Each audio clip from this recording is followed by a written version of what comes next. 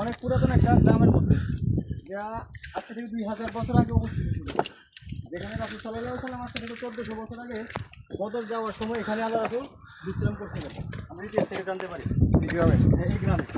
এমন একটা নগরায়ন যেটা আজকে আধুনিক নগরায়নের চেয়ে অনেকটা সভ্য এবং পরিকল্পিত, সাজানো গোছানো। এখানে একটা জাতি বাস করতো, যেখানে আমরা চিন্তা করতে পারি না থাকার বা কোনো কিছু করার। আজকে 2000 বছর আগের মানুষ এখানে কি বসতি স্থাপন করে রেখেছে।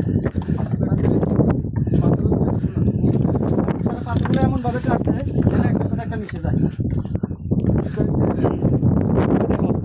ওই দেখো তারা কতটা আধুনিক, আলো জ্বালানোর নাকি ব্যবস্থা রাখছে। এই যে টুপি রাখার জন্য দুয়ার, যেটা আমরা বলি আলো হারিকেন রাখার জন্য কত সুন্দর ব্যবস্থা। তার পাহাড়ের চূড়ার মধ্যে ছাদ দিছে কিভাবে? ছাদ গাছের ইয়ে দিয়ে, ছাদ হচ্ছে মাটি আর গাছ, খেজুর পাতা, হ্যাঁ আর খেজুর পাতা আর মাটি দিয়ে ছাদ। আস্তে একটা শহর নগরায়ন। আল্লাহ এই পাশেও আছে রেজল ভাই। অনেক অনেক এটা অনেক বাতিজা, ওই দেখ অনেক ওই উপরে আছে।